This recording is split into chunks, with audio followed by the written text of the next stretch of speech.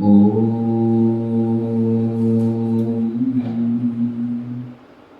नमः सिद्धेभ्यः। ओम नमः सिद्धेभ्यः। ओम नमः सिद्धेभ्यः। ओम नमः सिद्धेभ्यः। ओम नमः सिद्धेभ्यः।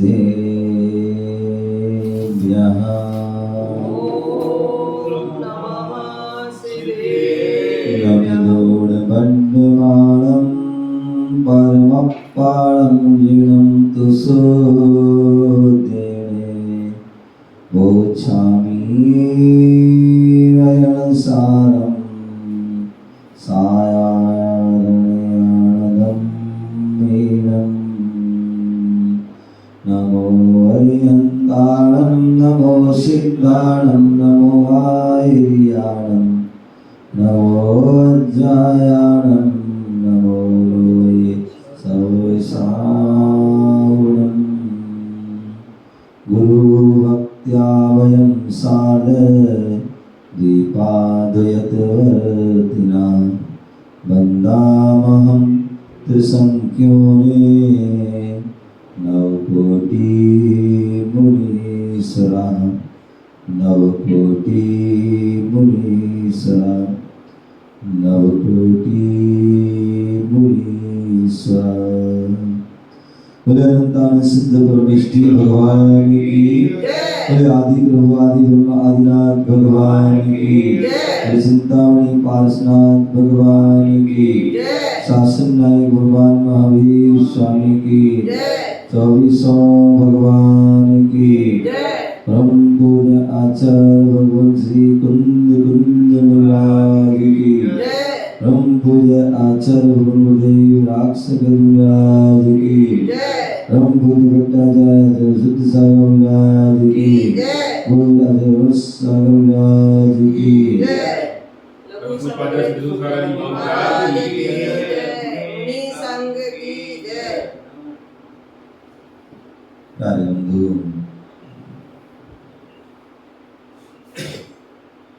आज हम पुनः भारत की राजधानी दिल्ली के निकट हरियाणा प्रांत सोनीपत जिला राय तहसील असावतपुर ग्राम भव्य लघु संदेश तीर्थ क्षेत्र पर विराजमान भगवान पार्श्वनाथ का दिव्य समोसने के समक्ष बैठे हुए हैं। भगवान महावीर स्वामी का शासन चल रहा है। भगवान की जो वाणी गिरी वही वाणी जिनवाणी के रूप में प्राप्त है, उसी जिनवाणी का रसपान कर रहे हैं। हमारे आचार्य भगवंतों ने हम सभी पर बड़ा उपकार किया, अनुकंपा की, उसका ही प्रतिफल कि हमारे पास बहुत सारी जो है आगम शास्त्र जिनवाणी प्राप्त है। उसी जिनवाणी में रहनसार ग्रंथ आचार्य कुंद स्वामी द्वारा जो रचा गया, ऐसे उस रहनसार ग्रंथ में श्रावक और मुनि के चर्या का वर्णन चल रहा है। यहाँ पर जो श्रावक के दानम पूजन मुख्य धर्म के बारे में बताया गया और झाण जैनम यति मुखम ध्यान जनम यदि गम्यम, जो ध्यान करना और अध्ययन करना ये साधु का लक्षण है। यहाँ पर वर्णन चल रहा है और उस अध्ययन की बात चल रही थी कि हमें अध्ययन कब नहीं करना चाहिए। तो यहाँ कल बताया गया था कि प्राणी के दुख से मरणासन होने पर अथवा अत्यंत वेदना से तड़फड़ाने पर तथा एक निर्वर्तन मतलब 1 बीघा मात्र में त्रिंचों का संचार होने पर अध्ययन नहीं करना चाहिए। उसी प्रकार यहाँ पर बताया धवला पुस्तक आदि में भी कि जो स्थावर जीवों का वध किया जा रहा हो,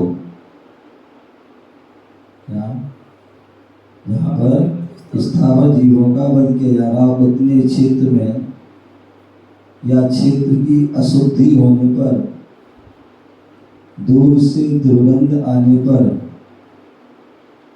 या अत्यंत सड़ी गड़ी, अत्यंत जो सड़ी है गंध आने पर, अथवा अर्थ ठीक से समझ में ना आ रहा हो, ऐसी स्थिति में अर्थात मन स्थिति इतनी प्रतिकूल हो जाए या वातावरण अशुद्ध होने का मन की अस्थिरता होने से शास्त्र का हाथ समझ नहीं बैठ पा रहा है, अथवा अपना शरीर शुद्धि रहित हो, तो मोक्षार्थी को मोक्ष सुखार्थी वृत्ति पुरुष सिद्धांत का अध्ययन ना करें। इस प्रकार से यहाँ पर जो है कहा गया था। आगे यहाँ पर 101 और 102 गाथा के माध्यम से धवला पुस्तक बता रहे हैं। व्यंतर बेरी ताड़न तत्पूजा संकटे कर्षणे वा संरक्षण सम्मार्जन समीप चांडाल बालेषु अग्नि जल रुद्र दीपे माशास्ति कृजन नेतु जीवानां क्षेत्र विशुद्धिर्नास्यात् यथोदितं सर्वभावज्ञैः। इन 2 गाथाओं के 2 अध्याय माध्यम बता रहे हैं। व्यंतरों द्वारा भेरी ताड़न करना, क्या करना? जब हम देखते हैं भगवान का समोषण लगता है, अथवा अनंत भगवान के अष्टप्यार प्रात्यार आदि में अथवा मूर्ति आदि में बहुत सारे ऐसे चित्र बने होते हैं जिसमें दर्शाया जाता है कि जहाँ पर देवता लोग क्या कर रहे हैं? एक दुंदुभी बजा रहे हैं। क्या कर रहे हैं? दुंदुभी बजा रहे हैं, कहीं भेरी ताड़न कर रहे हैं। देखते हैं पहले जो गाँव आदि देहात में होता था, कहीं कोई कार्य हो रहा है, शादी आदि हो रहा है, धार्मिक क्रिया हो रही है, तो वो आरती लेके आते थे, वो रमतुल्ला सा गोल सा आदि जिसको बजाते थे वो जो है बोलते थे। आज भी जो है बाजे वाले जो है उसके थोड़े दूसरा रूप में लाते हैं, तो वो भी उसका भी वो ऐसा रहता है, वो उसको बजाते हैं। कहते भगवान के जो है जब जन्म होता है या गर्भ में आते हैं, दीक्षा लेते हैं कि राजाभिषेक होता है, केवल ज्ञान आदि होता है या मोक्ष आदि होता है,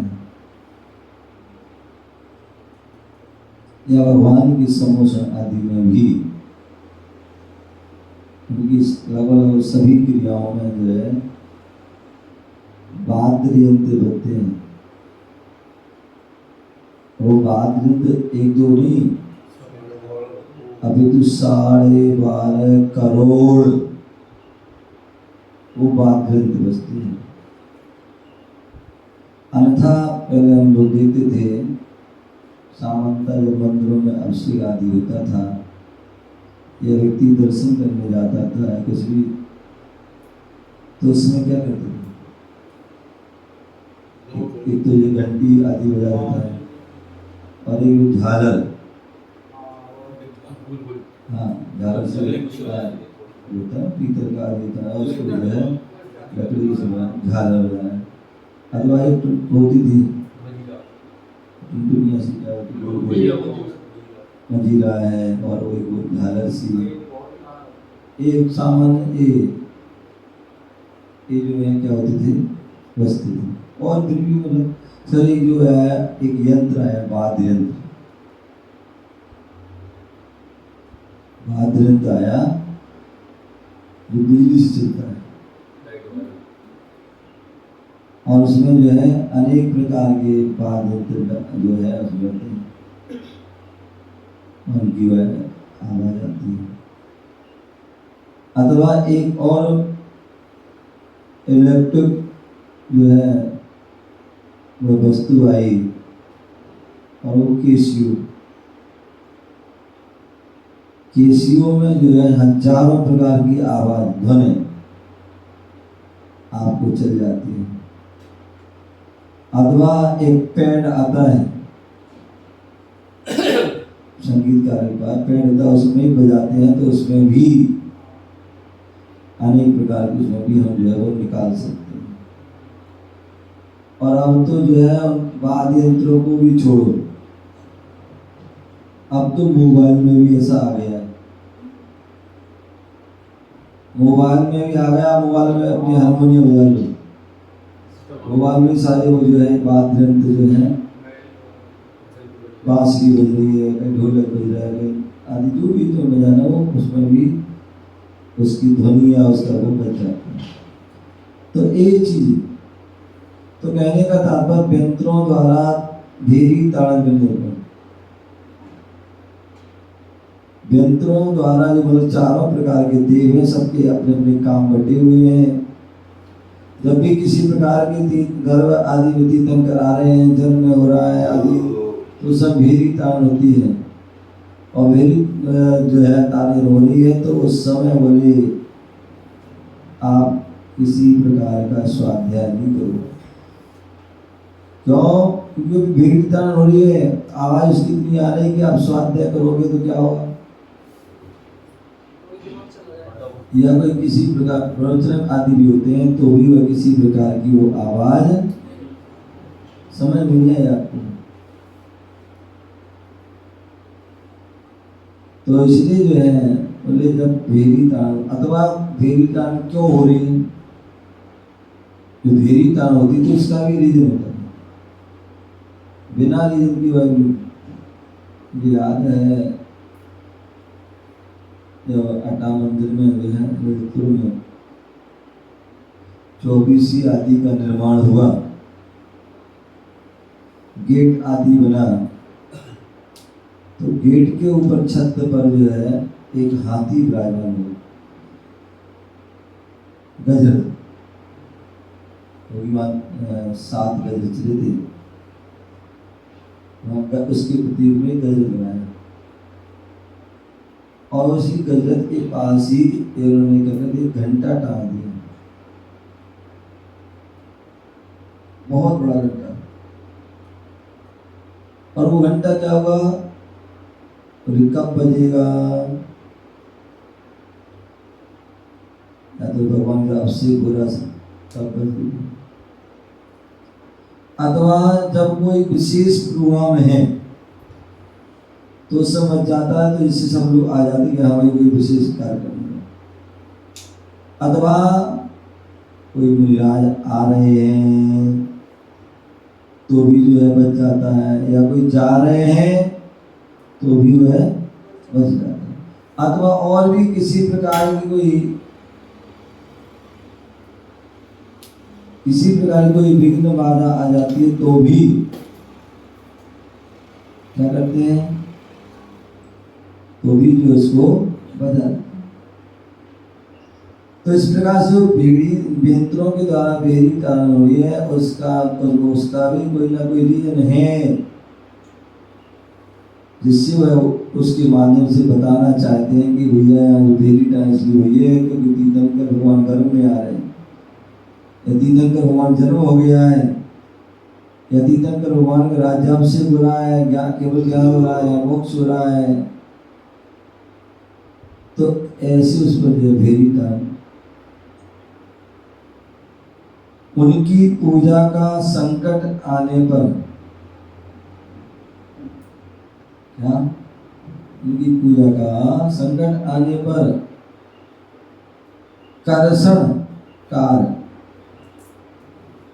कर्षण होने पर अथवा कृषि कार्य होने पर चांडाल बालकों के समीप में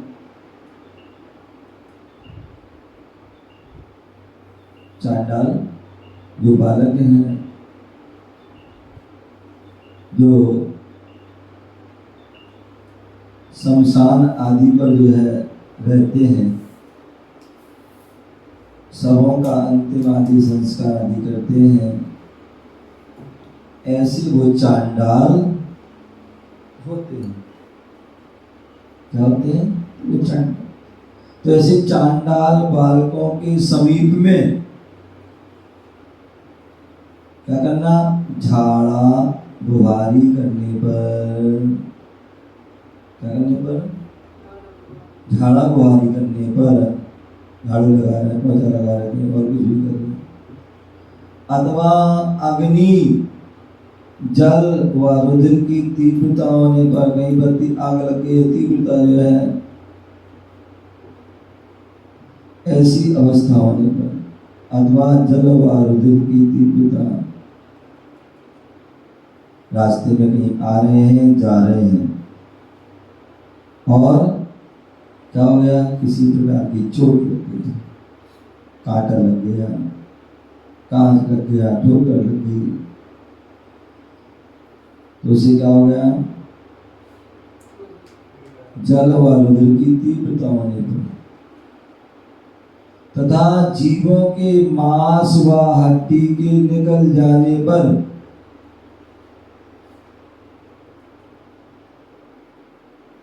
क्या होने पर, जीवों के मांस व हड्डी के निकलने पर, कभी जो है किसी प्रकार चोट लगी, कुछ हो गया और मांस निकल गया,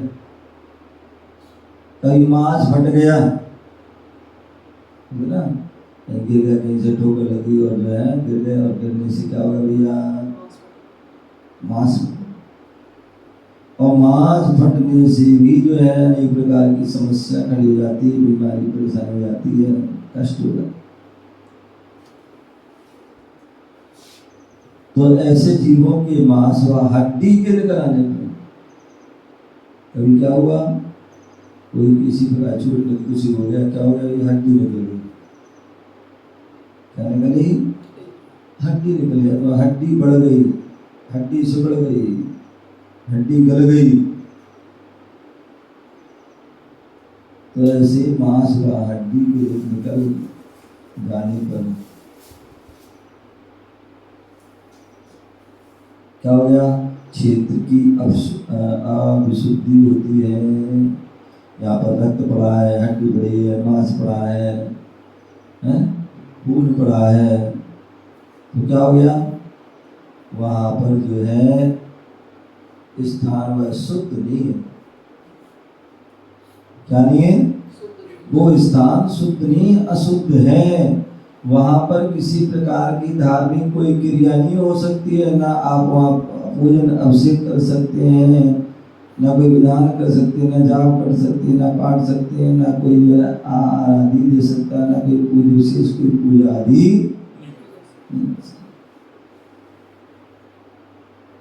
क्यों? क्योंकि हड्डी, परसों ऐसी बात चल रही थी,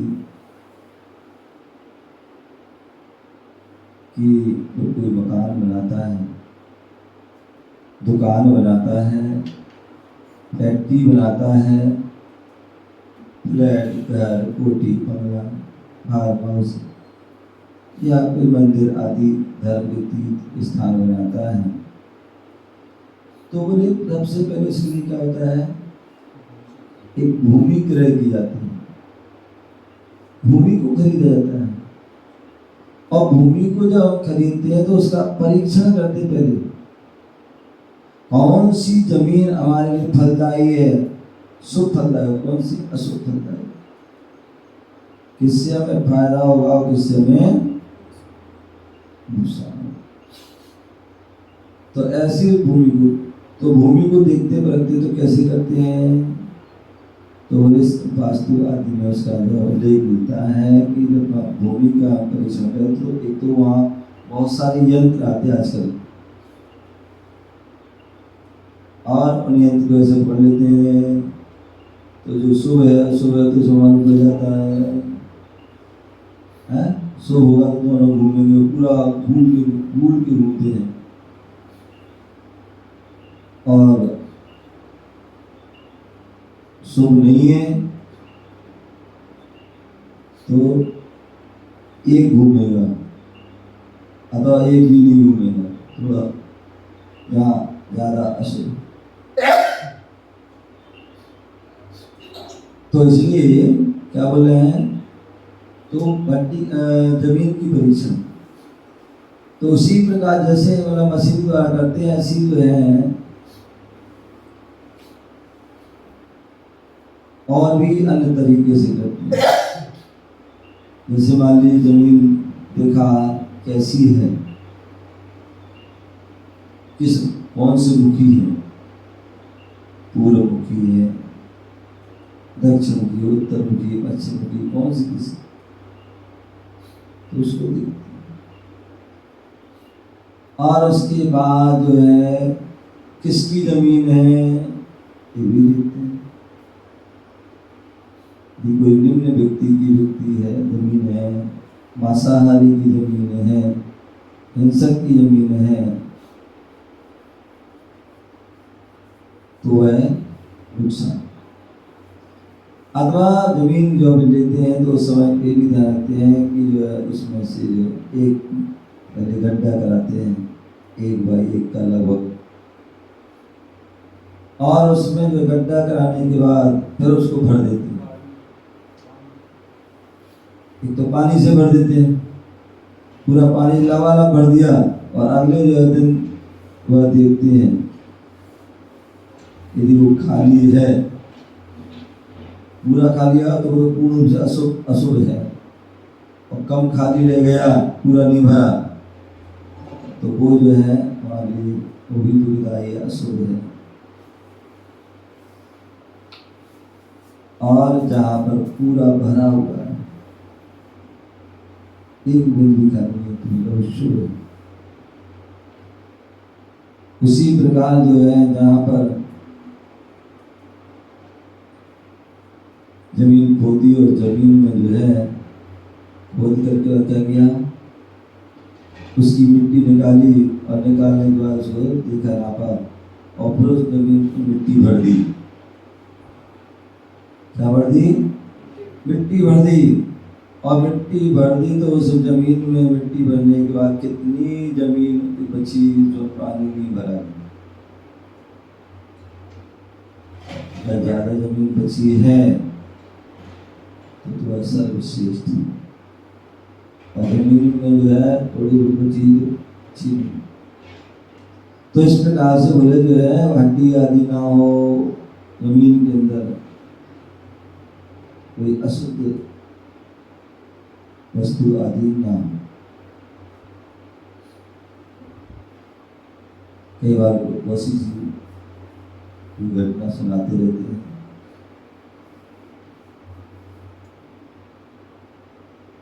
एक बार जो कोई कल परसों किसी ने सुनाया, कोई मूर्ति बनी और मूर्ति बनी पता नहीं क्या कैसे रहा, कि उस मूर्ति के अंदर जो है मेढक चला गया।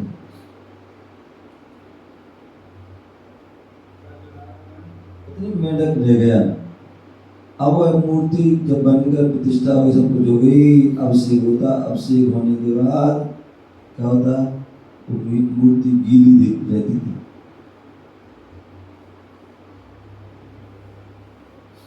क्या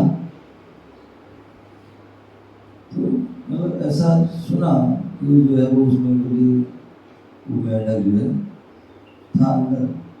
अब वो कैसे जीत रहा क्या रहा, और लोग शंका करते थे। तो वो गिरी, अथवा कई बार ऐसा होता है कोई स्थान बंद रहता है, क्या रहता है, पूरा बंद सब जगह से, और ऐसी लाइट जल रही है, तो कई बार क्या होता है, वो प्रतिमा जो होती है वो पसीज क्या जाती है, वो पसीज जाती है, उसमें पानी आ जाता है। अब पानी आ गया तो लोग उसका कुछ समझ नहीं लगती,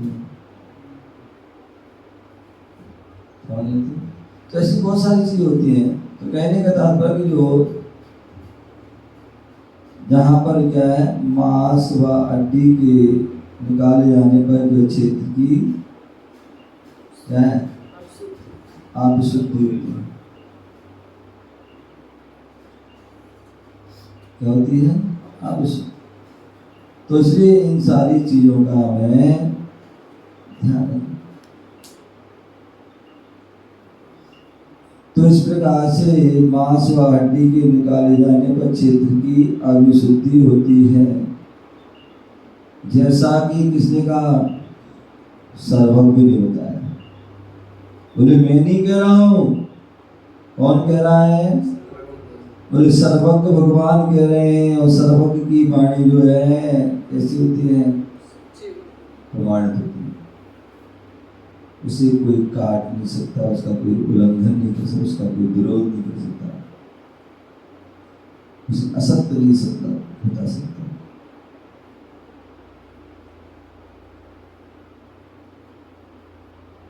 तो इसी प्रकार से यहाँ क्षेत्र की विशुद्धि होती है, जैसा कि सर्वज्ञों ने बताया। सर्वज्ञ सर्व के ज्ञाता हैं, उन्होंने बताया। अब इसी प्रकार से जो है मूलाचार ग्रंथ है, और मूलाचार ग्रंथ में 270 से 286 तक में द्रव्य छेद काल भाव, क्या, द्रव्य छेद काल और भाव, ऐसी जो है वह 4 प्रकार की विनय, इन 5 शुद्धियों के अनुरूप मिलता है। यहाँ गाथा 76 276 में क्या है,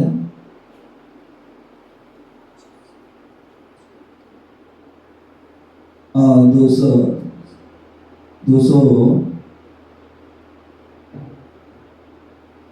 से 286 तक द्रव्य छेद काल भाव, इन 5 शुद्धियों का निरूपण किया है।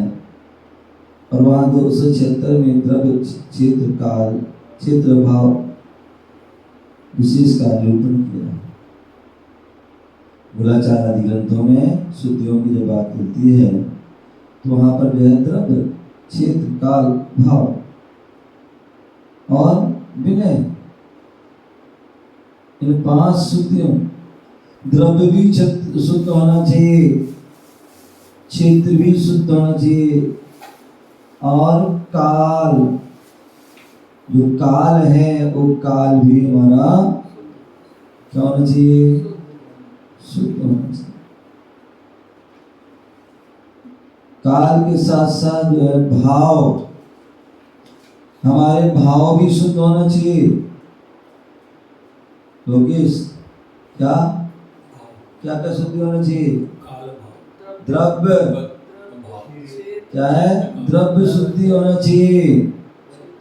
द्रव्य शुद्धि मैंने बताया था कि जो है जो भी हम जो है पूजा कर रहे हैं, आद कर रहे हैं या कुछ भी है, तो जो द्रव्य का प्रयोग कर रहे हैं तो वो द्रव्य शुद्धि अथवा पूजन की द्रव्य है। हम कोई भी मकान आदि बना रहे हैं, उसमें भी जो द्रव्य लगा रहे हैं वो भी खाना बना रहे हैं, कोई आहार उसमें भी कोई भी, यहाँ तक कि यहाँ मूर्ति आदि का निर्माण हो रहा है।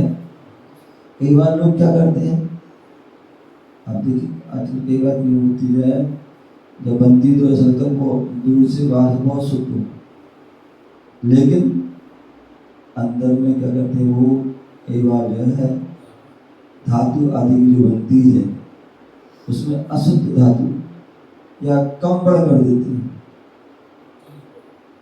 या डालते ही नहीं। कहते हैं सामान्यतः जो है हम जो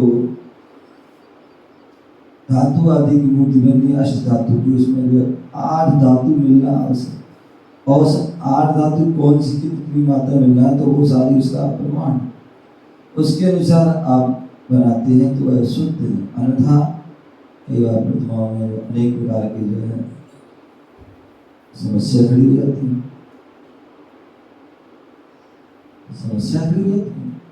तो इसलिए वो द्रव्य आभूषण बना रहे हैं, कोई बर्तन बना रहा है, कोई जो कुछ माला बना रहा है, तो उसमें जो द्रव्य है वो शुद्ध है। क्षेत्र भी शुद्ध होना चाहिए। जहाँ मंदिर बना रहे हैं, अभी कोई मेरे पास एक व्यक्ति आए हैं और वो पूरे मुनिश्री में कोई जमीन लेना चाहते हैं। क्या बोले? जमीन लेना चाहे फैक्ट्री आदि के लिए, और बोले जो है मेरा बजट ज्यादा नहीं है, तो इसलिए जो है एक जमीन जो है जो फैक्ट्री एरिया मिलनी वो महंगी मिले इसलिए वो थोड़ी है, और दूसरी जमीन बड़ी है वो सस्ती भी है, लेकिन कब्रिस्तान के पास है। क्या है? कब्रिस्तान, मतलब कब्रिस्तान होगा, शमशान होगा, है वहां है। भैया यदि आप जो है तरक्की करना चाहते हैं तो आप छोटी जमीन ले लेना, लेकिन क्षेत्र शुद्धि होना चाहिए। कब्रिस्तान है उसके पास लोग तो निश्चित ही वहाँ पर अनेक जीवों को दफनाया गया होगा, अथवा शमशान पर लोग तो वहाँ अनेक जीवों को, और उसके बाद भी जो है अगर चलो कुछ भी नहीं हुआ उसके बाद भी अनेक प्रकार की बात में भी समस्या आ सकती, तो इसलिए कभी भी जो है शमशान के पास आदि वो जमीन नहीं होनी चाहिए। दिल्ली में मंदिर है जहाँ पर आगे जो है मंदिर है और पीछे लगभग कुछ थोड़ा बहुत अंदर तो सटा हुआ शमशान घाट, शमशान। अब क्या होता है, अब देखिए वो देखा जाए तो क्षेत्र शुद्धि भी, और ये कारण है कि वहाँ मंदिर में ज़्यादा लोग नहीं आ पाते, आते हैं तो उनके भाव नहीं लगते हैं। क्या होते हैं? भाव। अतः और भी बहुत सारी जो है समस्या, किसी को ऊपरी आदि बाधा भी आ सकती है। तो ये सारी बातों को ध्यान में रखते हुए क्या होना चाहिए? क्षेत्र शुद्धि करना। जब भी हम कोई मंदिर बनाते हैं, आपने सुना होगा सैनिक चरित ग्रंथ में उल्लेख मिलता है कि जो राजा सैनिक था वह बौद्ध अनुयायी था। बौद्धों का अनन्य भक्त था। और एक बार जो है किसी व्यापारी आदि ने चेतना की उनको तस्वीर दिखाई, और चेतना की तस्वीर दिखाई तो राजा और सैनिक क्या हो गए, उन पर आसक्त हो गए, मुग्ध हो गए। क्या हो गए? मुग्ध हो गए। और वह सब कुछ जो है भूल गए। अब तो हमें वो प्राप्त होना चाहिए,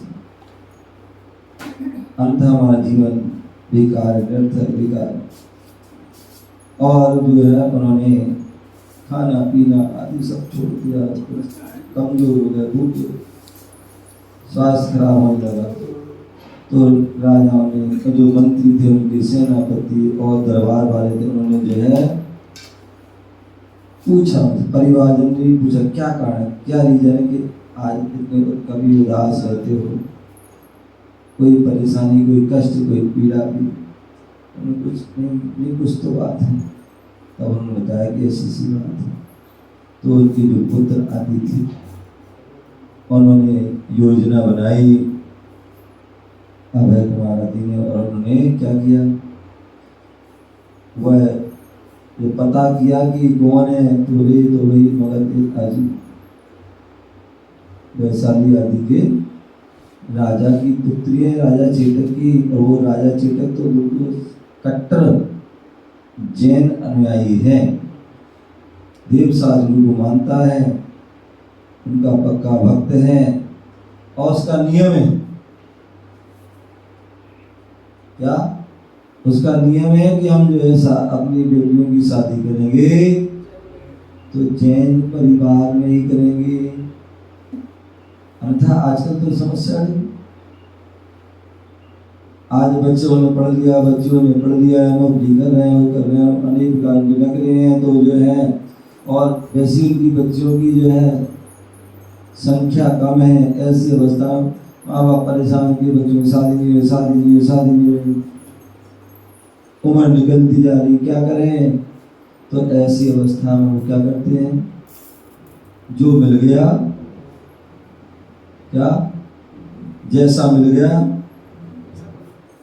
वो उसको क्या देते हैं, शादी कर दी।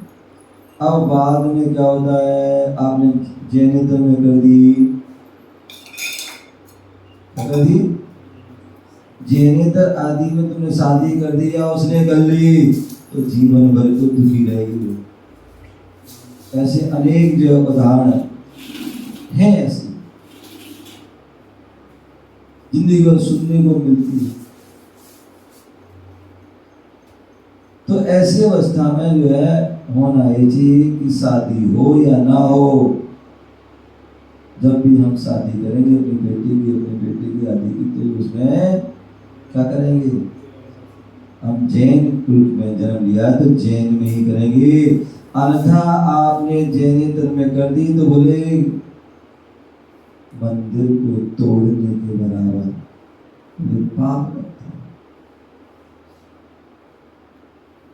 तो इसलिए कभी भी नहीं, तो इसलिए वो राजा चेतक का नियम था कि मैं जैन अनुयायी से ही शादी करें। अन्यथा तो जब मालूम पड़ा तो वो किसी प्रकार तैयार ही नहीं थे, मतलब जो इंडायरेक्ट पता कराया तो अंत में जो अभय कुमार ने व्यक्ति के माध्यम छल से जो क्या किया, जैन व्यापारी बन के गए और उनके महल के आदि सामने भूख में जो है तंबू गाड़ करके भगवान की पूजा पाठ ये वो आदि करने लगे, तपस्या करने लगे आदि। तो वह जो है चेला आदि प्रभावित हो गई, राजा प्रभावित हो गया।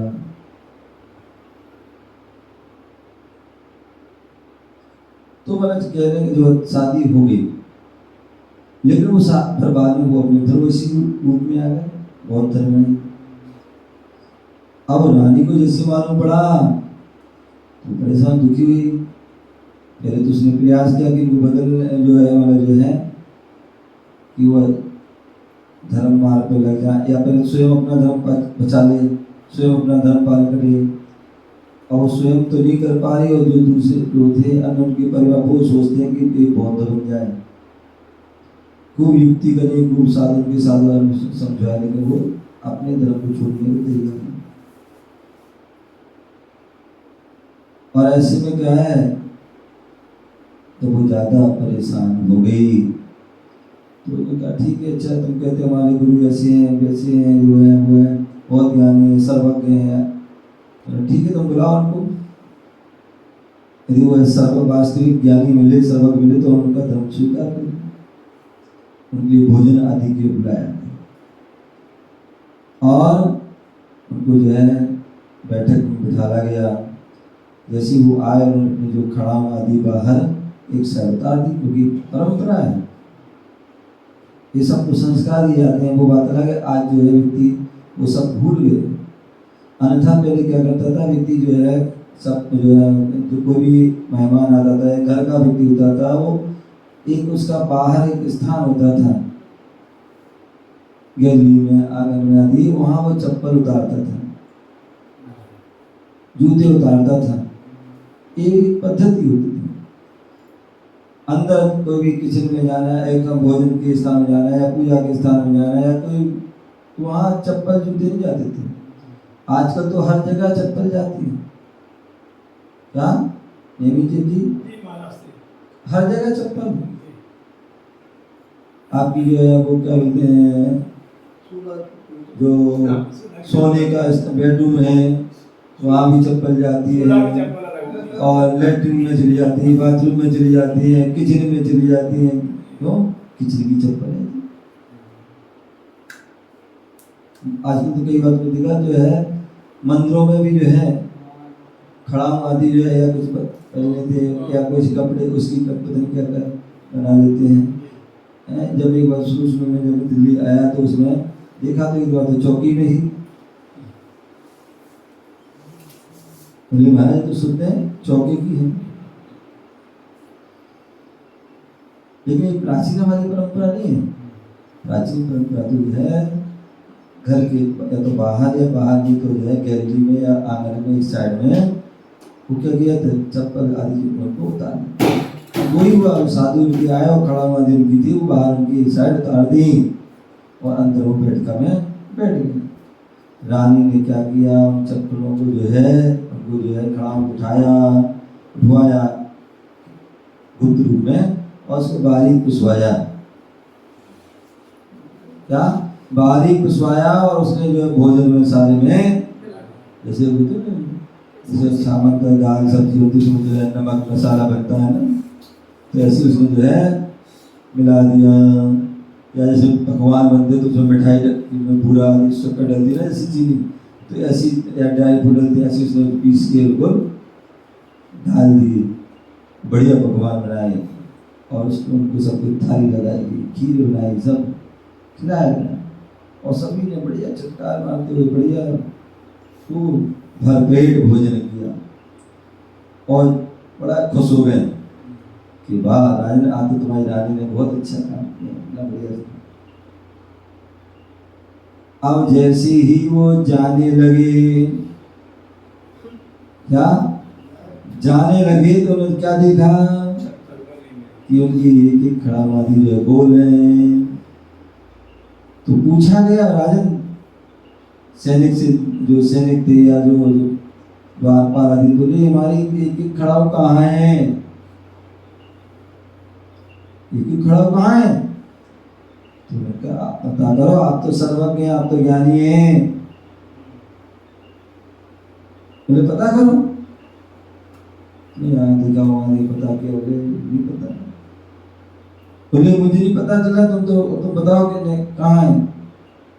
आप भी कहते थे तो सर्वज्ञ हम तो केवल ये है वो है, तुम चप्पल का पता नहीं कर पा रहे हैं अपनी। बोले ऐसा कुछ नहीं, ये नहीं हुआ, वो तो बताओ कहाँ है। तब रानी आदि ने कहा कि आपकी जो खड़ाओं है वो आपके ही पेट में क्या है? बोले आपकी जो खड़ाओं है वो आपके ही पेट में, आपने जो बढ़िया जो भोजन किया उस भोजन में जो है वही इसकी चूरा उसको डाल के बनाया गया है और आपने बड़ी छिड़का लगा दी उसका आत्मनिंदा करा हुआ, बड़ा बुरा लगा और उन्होंने क्या किया सारा वही भ्रमण कर दिया। जैसे भ्रमण किया तो क्या हुआ? टुकड़े निकले। क्या निकले? टुकड़े। बड़े जो है अपने तिरस्कार मानते हुए वहां से निकल गए, बड़े रुष्ट हुए, कुपित हुए। राजा भी कि बताओ तुमने मेरे तुम्हें नहीं मानना कोई बात नहीं, लेकिन तुम हमारे गुरु का तिरस्कार तो नहीं करते, अपमान तो नहीं करते, ऐसी उनकी बेइज्जती नहीं करते, कोई बात नहीं। अब उसके मन में वो एक वो रानी ने मेरे साधु का अपमान किया। अब उसने क्या किया? उसने भी मौका देख करके क्या किया? कुछ समय बाद, जब समय निकल गया, थोड़े दिन बाद सब कुछ नॉर्मल हो गया, वो सब वो भी भूल गया, वो भी भूल गई, लेकिन उसके मन में एक चीज थी कि रानी ने जो है क्या कि मेरे गुरु का। तो अब वो जब वो ऐसा किया तो उसने कहा चलो हमारे गुरु तो नहीं सर्वज्ञ, बोले आपके गुरु तो ज्ञानी होते हैं, तपस्वी होते हैं, साधक होते हैं। बोले चलो अब हम जो है आपके गुरुओं को अब बुलाओ, उनको भोजन कराना चाहते हैं, आराधना कराना चाहते हैं और फिर उनकी जो भक्त बन जाएंगे। अब रानी ने एक बात उसने कहा, राजा अंशना कर दी रानी ने, 2 बार 3 बार कही, तो बार बार कह रही तो करनी पड़ेगा राजा, ठीक है। अब उसने क्या किया? साधु सब अपने जो है जो भी भोजन आदि शुद्ध बनवाया और उसके बाद मैंने आज का बड़ा गान किया। अब ये रानी तो होशियार थी, उसने क्या किया? उसने कहा कुछ जरूर कोई दाल में कुछ गाला है, क्योंकि राजन जो है ऐसा कर रहे हैं तो जो है निश्चित ही वो मन से तो नहीं कर रहे होंगे, क्योंकि जब बौद्ध के अनुयायी है तो मन से नहीं कर रहे। और फिर मैंने उनके गुरु का भी तिरस्कार किया तो हो सकता है उसका भी कोई उनके मन में कुछ बदला दी भाव हो। तो क्या हुआ? उन्होंने जो है ठीक है, पहले तो उसने टालने को जब नहीं टला तो उन्होंने कहा ठीक है, अपनी युक्ति से ठीक है, भोजन आदि सब बनाया, सब किया। अंत में जो है मुनि को पड़घाने करने लगी तो हे त्रिगुप्ती के दारी मेरा अत्र अत्र सबको आइए आइए आइए आइए अत्रो अत्रो अत्रो अत्रो तिष्ठो तिष्ठो तिष्ठो बोलने लगी। एक मुनि राजा आए, थोड़े ठहरे, चले गए। अब क्या होगा? क्यों रुके? आए और रुके, थोड़े फिर चले गए। दूसरे फिर मुनि राजा आए, दूसरे मुनि राजा फिर आए, फिर बोला उसने हे त्रिगुप्ती की दारी में आइए अत्र आइए आइए आइए, तो वो भी थोड़े रुके, लेकिन फिर भी वो भी चले गए। और थोड़ी बात फिर तीसरे मुनि राजा आए, फिर उन्होंने रानी ने बोला हे त्रिगुप्ती की दारी में आइए आइए आइए आइए, वो भी मुनि आए, थोड़े रुके और फिर भी वो भी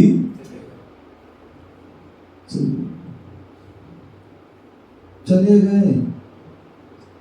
और उसके बाद फिर एक मुनि राजा आए, त्रिगुप्ती आई आई, और वो जो है पड़क भी गए। पड़कने के बाद जैसी उनकी जो है वो आहार के स्थान पर गए तो उनको जो है भास गया, समझ गए, पूरा दिख गया, सब दिख गया। त्रिगुप्ती के धारी में आ जाना, सब दिख गया। उन्होंने कुछ नहीं कहा और वापसी आ गए। अंतरा समझ करके वह बैठ जाते। अब जो है रानी को तो बड़ा कष्ट हुआ, बड़ा पीड़ा हुई, बड़ी पीड़ा हुई। और वो उलट के जो है वापस गई मुनिराज के पास। मुनिराज को खोजते खोजते वहां पहुंच गई और देखा तो वहां वो चारों मुनिराज आदि बैठे हुए थे। पूछा गया मुनिराज से, पहले मुनिराज से आप जो है क्यों लौट आए? तो उन्होंने कहा था कि आप बोले आप पड़गान कर रहे थे और तुमने कहा था कि हे त्रिगुप्ती के धारी मुनिराज, तो बोले मेरी मन गुप्ती नहीं है और क्यों नहीं उसका कारण बताया। दूसरे जो आए थे उन्होंने बोले हमारे वचन गुप्ती नहीं, और तीसरे आए बोले हमें काय गुप्ती नहीं, इसलिए मैंने रुका तो था लेकिन वापस आ। और चौथे जो है बोले तुम क्यों वापस आ गए, बोले अंदर जाने के बाद बोले जो है हे रानी तुम्हारे यहाँ शुद्धि नहीं थी। क्या शुद्धि नहीं थी, मतलब क्षेत्र शुद्धि नहीं थी। क्या नहीं थी? क्षेत्र। क्या मतलब? आपकी जो है जो चौक जहाँ पर जो है शुद्ध भोजन बना हुआ था, जहाँ पर प्राणायाम के लिए आपने आहार भी स्थान बनाया था, बोले उसके नीचे जो है क्या अशुद्ध वस्तु थी, हड्डी आदि थी, इसलिए नहीं लौटाया। तो कहने का तात्पर्य यहाँ वही बात कर रहे हैं कि द्रव्य शुद्धि जो है आहार में जो है कोई भी धार्मिक वस्तु की द्रव्य है वो शुद्ध होना चाहिए, क्षेत्र शुद्धि भी होना चाहिए। क्षेत्र शुद्धि होगी, आप जो है बताए देखिए आप आपके घर में अनेक चीज होती है, रसोई भी होती है, सोने का स्थान भी है, बैठने का स्थान भी है, शौचालय भी है और एक पूजा का घर भी। तो जिसका जो स्थान है वहां हम करते हैं तो वहां आनंद आता है, और दूसरे स्थान करोगे तो वो आनंद नहीं आता। बोले यदि आपको जाप पाठ पूजा आदि करना है तो वो आप जो पूजा का स्थान होना है ईशान आदि दिशा में वहां करोगे तो आपको मन लगेगा। आप आग्नि कोण में बैठ जाओ पूजा करने, कुछ भी जाप करने, तो क्या होगा? देखा जी क्या होगा? तुम जाप तो करोगी, थोड़ा सा कुछ हो गया तो गुस्सा आ जाएगा, तुम आग बबूला हो जाओगी। क्यों? क्योंकि वो रसोई का स्थान है, और रसोई का स्थान आग्नि कोण होता है, जहाँ अग्नि का वास होता है। अग्नि के पास बैठोगे तुम भी अग्नि बन जाओगे, अग्नि के समान हो जाओगे। उसी प्रकार जो ईशान दिशा जो पूज्य ध्यान की पूजा की आदि की आराधना की स्थान है, और वहां तुम क्या कर दो? शौचालय बना दो, क्या होगा? व्यक्ति बर्बाद हो जाएगा, अनेक प्रकार रोग बीमारी, अनेक प्रकार समस्या है। तो हर चीज का जो स्थान है तभी वहां पर जो है वो शुद्धि द्रव्य शुद्धि रहती है, तभी वह क्षेत्र शुद्धि। तो क्षेत्र की शुद्धि होना चाहिए। हम जहाँ भी खाना बना रहे हैं, जहाँ हम जो है भोजन कर रहे हैं, जहाँ पूजन कर रहे हैं, जहाँ हम शयन कर रहे हैं, आदि सारी चीजों आप दक्षिण की दिशा करके जो है वहां पर जो है पैर कर लो, नींद आएगी, अनेक प्रकार उल्टे सीधे सपना डरावने आदि बहुत सी चीजें ऐसी होगी। यदि आप पूर्व के साथ तरफ कर लीजिए, पैर कर लीजिए, पूर्व उत्तर में आराम से चैन की नींद सो। तो ये क्या है? ये बहुत सारी जो है चीजें, तो द्रव्य शुद्धि, क्षेत्र शुद्धि, काल जो है भाव शुद्धि। क्या होना चाहिए? भाव भी शुद्ध होना चाहिए। आपके भावों में मन में स्थिरता नहीं है, क्रोध चल रहा है, मान चल रहा है, माया चल रही है, लोभ चल रहा, अथवा किसी प्रकार का कष्ट है, आपको पीड़ा है, किसी प्रकार क्षोभ है, शोक है, तो ऐसी अवस्था में आप जो है कोई भी काम करोगे तो आपके भाव शुद्ध नहीं होंगे। भाव शुद्ध नहीं है तो आपकी क्रिया भी शुद्ध नहीं होगी, उसका फल भी आपको शुद्ध नहीं मिलेगा।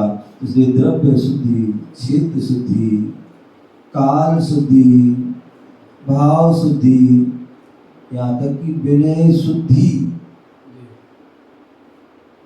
हम जो है पंच परमिष्टि आदि की विनय करें तो उसमें भी शुद्धि होना चाहिए। अन्यथा हम क्या करते हैं? छल कपट मायाचारी करते हैं। मन में कुछ है, वचन में कुछ है, काय में कुछ है। तो इसलिए विनय शुद्धि, विनय करें तो अंतरंग से विनय। इसलिए हमारे यहाँ 12 प्रकार के तपों में जो है विनय तप है, अंतरंग तप है। क्या है? वो अंतरंग तप है, और अंतरंग जो तप को तपते हैं तभी कर्मों का जो है संवर निर्जरा होती है। क्या होती है? संवर निर्जरा तभी होती है, अन्यथा नहीं हो सकती। तो इसलिए विनय शुद्धि, विनय भी मन वचन काय की शुद्धि पूर्वक, त्रियोग शुद्धि पूर्वक जो है हम विनय करते हैं तो उसका वह फल मिलता है। तो इस प्रकार से द्रव्य शुद्धि, चित्त शुद्धि, काल शुद्धि, भाव शुद्धि और विनय शुद्धि, इन सब का जो है हमें विशेष रूप से ध्यान रखते हैं, तभी हमें वह श्रेष्ठ उसका फल मिलता है। तभी उस क्रिया करने में हमें जो उसका जो है क्या होता है, मन लगता है, सारी प्रकार की हमारे सिद्धि की प्राप्ति होती है और हमारी बहुत बड़ी उपलब्धि आदि प्राप्त होती है। हम सभी के लिए इन शुद्धियों का ध्यान रखते हुए, यहाँ बात चल रहा था अध्ययन की, मेरे आज जो है ध्यान और अध्ययन करते हैं, तो ध्यान के समय भी इन शुद्धियों का ध्यान रखना है और अध्ययन करते, स्वाध्याय करते समय भी इन चीज़ों का ध्यान रखना है। आप देखिए पहले के ज़माने में लोग स्वाध्याय करते थे, पंडित विद्वान भी करते थे, गृहस्थ भी करता था, तो उसमें का एक अच्छा एक साफ सुथरा सा प्रवचन हॉल आदि होता था, अंदर का प्रांगण, वहाँ जाकर के उसको बढ़िया चौकी है, उसकी गादी होती थी, गादी पर जो है उसको बिठाते थे, गादी पर चौकी आदि रख करके बड़े सम्मान के साथ जब वह जिनवाणी लेने आते तो वहाँ जिनवाणी की वहाँ रखी, वहाँ नमस्कार कर रहा है, जिनवाणी बड़े सम्मान के साथ उठा रहा है और ला करके जो है क्या सभी लोग खड़े हो जाते थे और उसको हाथ जोड़ करके विनय से नमस्कार, और जैसी गादी पर उसको चौकी पर रख दिया तो सभी व्यक्ति क्या करते थे, उसको नमस्कार। ये सारी चीजें क्या है, विनय। तो इसलिए जो है ये सारी शुद्धि होना आवश्यक है। जब सारी शुद्धि पूर्वक क्रिया की जाती है, कार्य किए जाते हैं, तो निश्चित ही हमें सिद्धि की प्राप्ति होती है, उपलब्धि की प्राप्ति होती है। हमें ऐसी उपलब्धि को प्राप्त करना है तो इन सारी शुद्धियों का ध्यान रखें। ओम नमः शिवाय।